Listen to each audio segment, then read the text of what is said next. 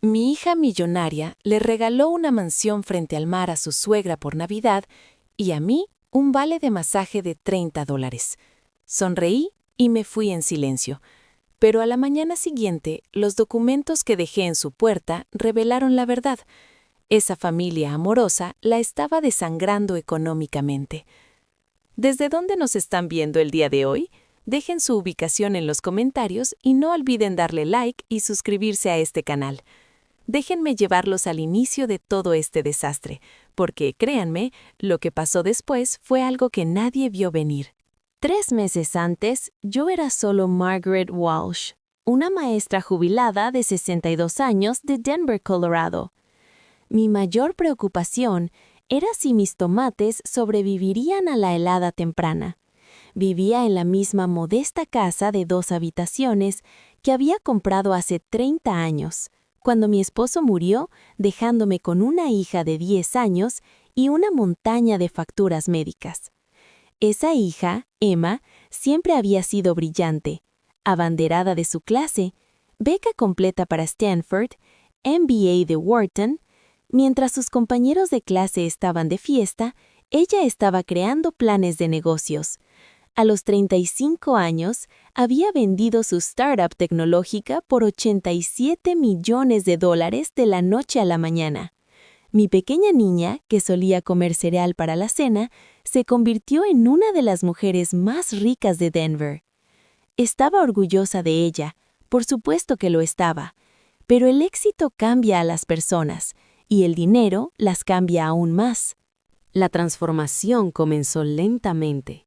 Emma se mudó a una mansión en Cherry Hills Village, el tipo de lugar donde los caminos de entrada cuestan más que las casas de la mayoría de las personas. Contrató a un chef personal, a una ama de llaves y a una estilista que cobraba más por sesión de lo que yo gastaba en comestibles en un mes. Luego conoció a Bradley Morrison. Bradley era todo lo que Emma pensaba que quería en un esposo: alto, encantador, graduado de la Escuela de Derecho de Harvard, con un fondo fiduciario y dinero familiar que se remontaba a los varones del ferrocarril. Su boda apareció en la revista Colorado Lifestyle. La recepción por sí sola costó más que mi pensión anual. Lo que me molestaba no era el dinero que estaba gastando, era suyo para gastar. Lo que me molestaba eran las pequeñas cosas. La forma en que los ojos de Bradley se iluminaban cuando Emma mencionaba una nueva inversión.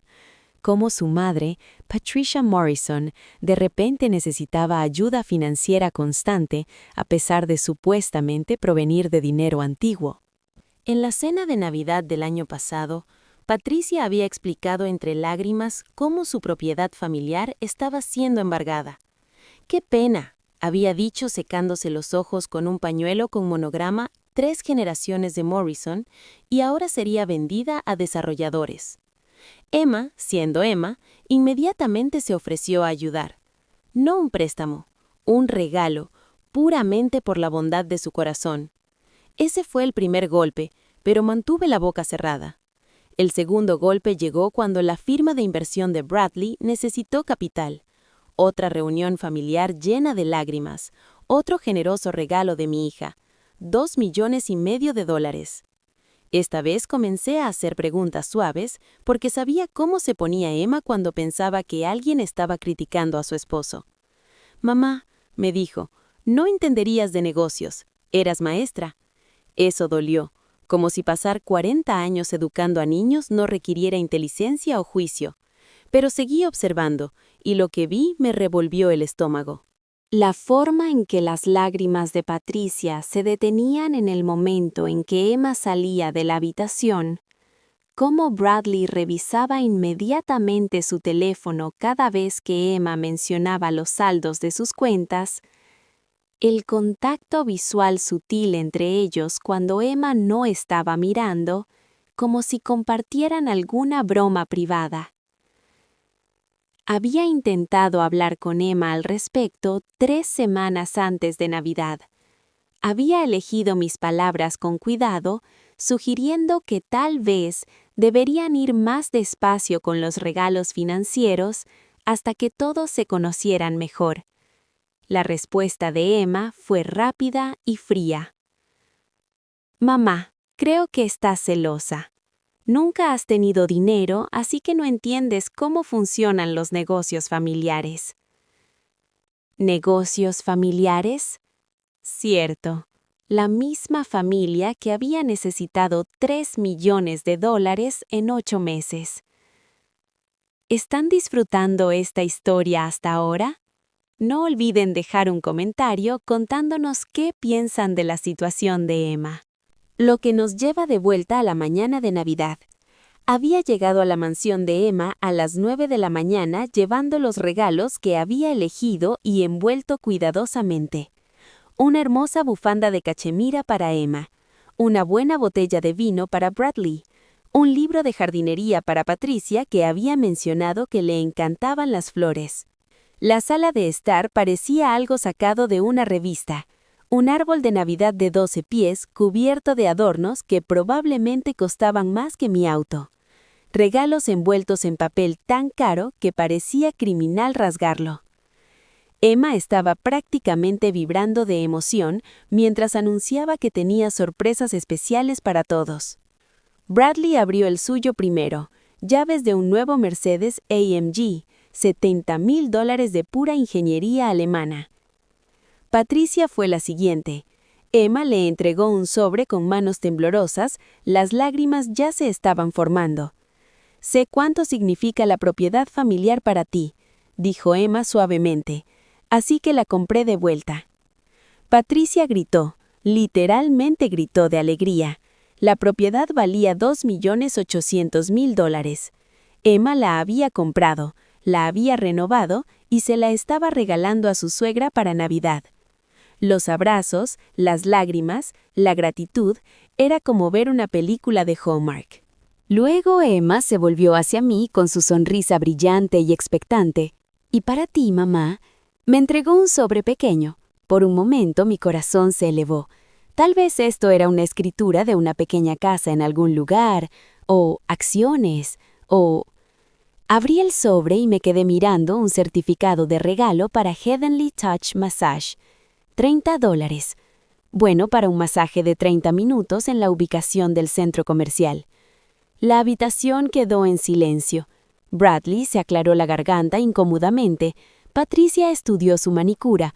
Emma todavía estaba sonriendo, pero había algo frío en sus ojos.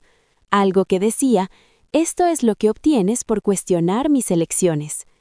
«Gracias, cariño», dije en voz baja. «Esto es muy considerado». Doblé el certificado, lo puse en mi bolso y me puse de pie. Debería irme a casa, dejarlos disfrutar de su Navidad. «Pero mamá, aún no hemos cenado», protestó Emma, aunque su voz carecía de convicción. «En realidad estoy bastante cansada, tú entiendes». Besé la mejilla de Emma, asentí educadamente a Bradley y Patricia y salí en mi auto. Me senté en el camino circular de Emma durante exactamente 3 minutos, mirando la mansión que acababa de dejar. A través de las ventanas podía ver a mi hija y su nueva familia celebrando sus costosos regalos. Fue entonces cuando me di cuenta de la verdad que lo cambiaría todo. Esto no se trataba del dinero, se trataba del respeto, y mi hija acababa de mostrarme exactamente cuánto respeto tenía por la mujer que la había criado. Pero esto es lo que Emma no sabía sobre su anticuada madre maestra. No había pasado 40 años lidiando con adolescentes problemáticos sin aprender una o dos cosas sobre investigación. La mañana siguiente hice 3 llamadas telefónicas que desenredarían toda la vida de Bradley y Patricia Morrison, pero primero tenía que investigar. Esa noche apenas pude dormir. Cada vez que cerraba los ojos, veía ese vale de masaje de $30 contrastado con la imagen de las lágrimas de alegría de Patricia Morrison por una mansión de $3 millones. 29 años había criado a Emma sola. 29 años de sándwiches de mantequilla de maní y mermelada para el almuerzo para que ella pudiera tener clases de música. 29 años de comprar en tiendas de segunda mano para que ella pudiera tener la computadora portátil que necesitaba para la escuela. 29 años de trabajar en empleos de verano calificando trabajos para pagar las visitas universitarias. ¿Y esta era mi recompensa? Un certificado de masaje con descuento. Pero mientras yacía en mi dormitorio esa noche, algo más seguía molestándome. Algo sobre toda la escena se sentía ensayado. Había sido maestra el tiempo suficiente para reconocer cuando alguien estaba actuando, y la reacción de Patricia Morrison a ese sobre había parecido una actuación. La sincronización era demasiado perfecta, la emoción demasiado inmediata, la gratitud demasiado teatral. A las 6 de la mañana me levanté e hice café. Luego hice algo que no había hecho desde que Emma tenía 16 años, y sospechaba que se escapaba por la noche. Comencé a investigar. Primero, busqué en Google Morrison Estate, Denver. Lo que encontré fue interesante.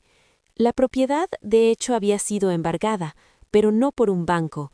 Según los registros públicos, había sido confiscada por el IRS por impuestos no pagados. Los Morrison no habían perdido su fortuna familiar por malas inversiones, la habían perdido por no pagar sus impuestos. Ese parecía el tipo de detalle que Patricia podría haber pasado por alto en sus reuniones familiares llenas de lágrimas. Luego, busqué la firma de inversión de Bradley Morrison, Capital Advisors. Su sitio web era hermoso, profesional, convincente. Fotos de Bradley en trajes caros, testimonios de clientes satisfechos, gráficos impresionantes que mostraban el crecimiento de la cartera. Pero cuando investigué más profundamente, las cosas se pusieron interesantes. Morrison Capital Advisors se había incorporado hace exactamente 13 meses, justo en el momento en que Bradley había comenzado a salir con Emma. Antes de eso, no había rastro de Bradley Morrison trabajando en finanzas en ninguna parte. Pasé 3 horas esa mañana bajando por madrigueras de Internet, perfiles de redes sociales, registros de registro de negocios, cualquier cosa que pudiera encontrar sobre la nueva familia de mi hija. Lo que descubrí hizo que mi café se enfriara. El perfil de Facebook de Patricia Morrison la mostraba viviendo en un pequeño apartamento en Aurora hace solo 2 años. Las fotos de ese tiempo mostraban a alguien que compraba en Target y conducía un Honda Civic destartalado, difícilmente el estilo de vida de alguien con dinero de ferrocarril antiguo. El perfil de LinkedIn de Bradley era aún más interesante. Mostraba una brecha en el empleo de 2019 a 2022, 3 años en los que el graduado de Harvard Law aparentemente no estaba trabajando en ninguna parte. Pero esto es lo que realmente llamó mi atención. Tanto Bradley como Patricia solo habían existido en línea desde 2022. No había huella digital antes de eso, no había fotos antiguas con amigos, no había recuerdos universitarios, no había historia familiar. Era como si Bradley y Patricia Morrison simplemente se hubieran materializado de la nada justo antes de conocer a Emma. Al mediodía había tomado una decisión. Iba a llamar a mi amiga Janet Henderson. Janet y yo habíamos enseñado juntas durante 15 años antes de que se jubilara y se mudara a Florida. Lo que no le había dicho a nadie era que el pasatiempo de jubilación de Janet era la investigación genealógica. Se había vuelto increíblemente buena para rastrear historias familiares y encontrar información que la gente prefería mantener oculta. Margaret, la voz de Janet fue cálida y familiar cuando contestó. ¡Qué sorpresa tan encantadora! ¿Cómo estuvo la Navidad? Complicada, dije. Janet, necesito un favor, y necesito que lo mantengas entre nosotras. Le he explicado que había descubierto sobre Bradley y Patricia. Janet escuchó sin interrumpir, haciendo el ocasional sonido de que significaba que sus instintos de investigación estaban activándose. Envíame sus nombres, fechas de nacimiento si las tienes, y cualquier foto, dijo cuando terminé. Dame 48 horas. ¿Qué recursos tienen disponibles para seguir la historia? Suscríbanse para no perderse el próximo capítulo. 48 horas después, Janet me llamó. Margaret, ¿estás sentada? Lo estoy. Ahora, ¿qué encontraste? Bueno, tengo buenas y malas noticias. La buena noticia es que tienes toda la razón para sospechar. La mala noticia es que es peor de lo que pensabas. Agarré el teléfono con más fuerza. Dime. Bradley Morrison y Patricia Morrison no existen. Bueno, existen ahora, pero no existían antes de 2022. Las identidades están completamente fabricadas. Mi corazón comenzó a latir con fuerza. ¿Qué quieres decir con fabricadas? Trabajo profesional, nuevos números de seguro social, historiales crediticios, registros educativos, todo. Alguien pagó mucho dinero para crear a estas personas desde cero. Pero sus antecedentes se verifican. La Escuela de Derecho de Harvard, la propiedad familiar, todo falso. Harvard no tiene registro de un Bradley Morrison graduándose en ninguno de sus programas de derecho, nunca. La propiedad Morrison que compró tu hija pertenecía a una familia llamada Kowalski, que la perdió en la crisis inmobiliaria hace 10 años. Patricia Morrison nunca vivió allí. Me hundí en mi sofá con la mente tambaleándose. Entonces, ¿quiénes son realmente? Ahí es donde se pone interesante.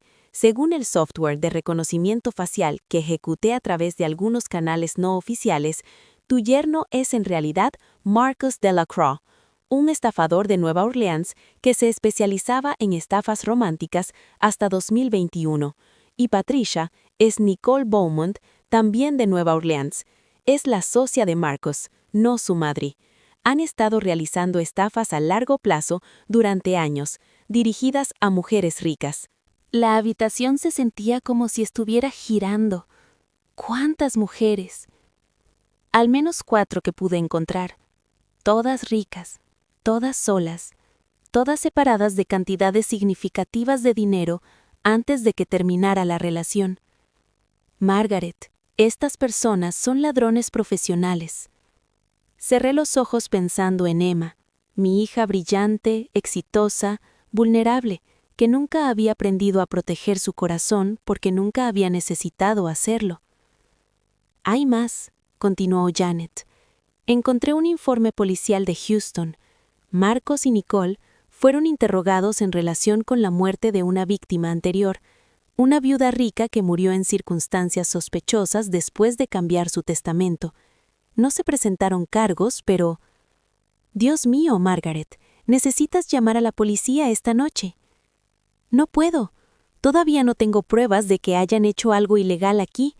Emma pensará que estoy loca y, peor aún, les advertirá que estoy sobre ellos. Entonces, ¿qué vas a hacer? Miré por mi ventana hacia la dirección de la mansión de Emma, donde mi hija probablemente estaba planeando su futuro con 2 personas que querían robarla. Voy a conseguir pruebas. Pero al colgar el teléfono me di cuenta de que ya había cometido mi primer error. Había dejado que Bradley supiera que sospechaba, y si Marcus Destroy era tan peligroso como sugería la investigación de Janet, eso podría haber sido un error fatal. Los siguientes días fueron un torbellino de planificación. Conseguí equipo de grabación de mi sobrino Tommy, quien trabajaba en seguridad informática. Instalamos micrófonos en mi casa. Preparamos todo para la cena familiar que había invitado a Emma, Bradley y Patricia. Necesitaba que confesaran, necesitaba pruebas reales que Emma no pudiera negar. La noche de la cena llegó. Emma llegó primero feliz y emocionada. Bradley y Patricia llegaron 20 minutos después. Ambos lucían tensos a pesar de sus sonrisas. Bradley llevaba una carpeta manila. Durante la cena mantuve la conversación ligera, pero estaba observando sus rostros y lo que vi fueron 2 personas tratando muy duro de parecer relajadas mientras calculaban si yo era una amenaza. Después del plato principal, serví café y saqué el tema que había estado esperando. Bradley, Emma mencionó que trajiste algunos documentos para mostrarme, algo sobre un fondo fiduciario. Bradley y Patricia intercambiaron una mirada rápida. Emma se veía confusa. En realidad, dije, Emma le pregunté a Bradley sobre eso. Después de que hablamos, mamá, no sé nada sobre ningún fondo de fiduciario. La temperatura en la habitación pareció bajar 10 grados.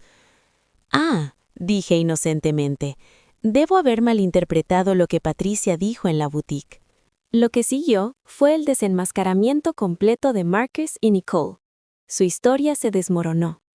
Emma encontró los documentos de poder notarial que le habrían dado control total de sus activos.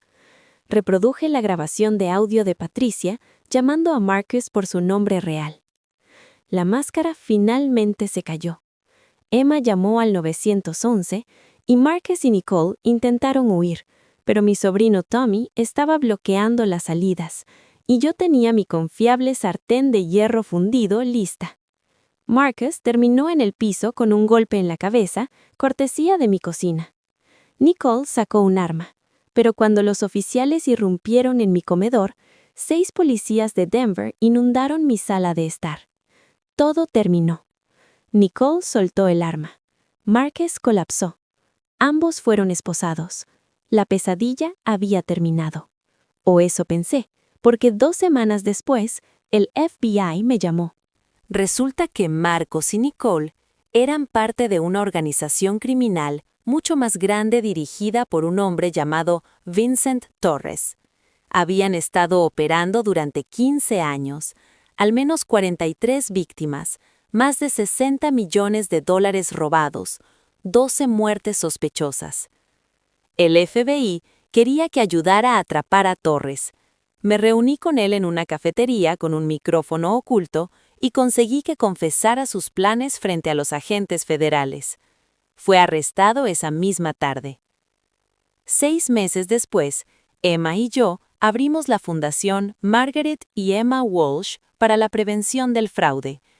Ayudamos a víctimas de estafas financieras, especialmente mujeres mayores atacadas por estafas románticas. En nuestro primer año, recuperamos más de $3 millones en activos robados. Emma cumplió su promesa sobre las cenas semanales. Cada domingo viene a mi casa y le enseño a cocinar algo nuevo. También compró una casa a 3 cuadras de la mía, mucho más pequeña que su mansión, pero infinitamente más parecida a un hogar. Marcos y Nicole están cumpliendo cadena perpetua sin posibilidad de libertad condicional. Vincent Torres murió en custodia federal mientras esperaba juicio. Causas naturales, según la autopsia. A veces pienso en qué habría pasado si hubiera aceptado ese vale de masaje de $30 con gracia, si hubiera ignorado mi intuición. Emma estaría muerta ahora, y Marcos y Nicole estarían viviendo en su mansión planeando su próxima estafa. El vale de masaje está enmarcado ahora, colgando en el vestíbulo de nuestra fundación, con una pequeña placa que dice: a veces los peores regalos conducen a los mejores resultados. Los visitantes a menudo preguntan sobre él. A Emma le encanta contarles la historia de cómo un insulto de $30 ayudó a salvar su vida y condujo a la recuperación de millones de dólares en activos robados. Pero creo que la verdadera moraleja de la historia es más simple que eso. El amor no siempre se ve como esperamos que se vea. A veces, el amor se ve como una madre que hace preguntas incómodas. A veces, el amor se ve como sospecha en lugar de confianza. A veces, el amor se ve como una sartén de hierro fundido en la parte posterior de la cabeza de un estafador. Y a veces, solo a veces, el amor se ve como un vale de masaje de $30 que demuestra a una madre que algo está terriblemente mal con la vida de su hija. Porque los mejores regalos no siempre son los más caros. A veces, los mejores regalos son los que te salvan la vida. Gracias por escuchar. No olviden suscribirse y siéntanse libres de compartir su historia en los comentarios. Su voz importa. ¿Qué harían ustedes en la situación de Margaret? ¿Han tenido alguna experiencia similar con familiares? Cuéntenos en los comentarios. Y recuerden que su apoyo mantiene este canal vivo. Suscríbanse y activen la campanita para no perderse ninguna historia.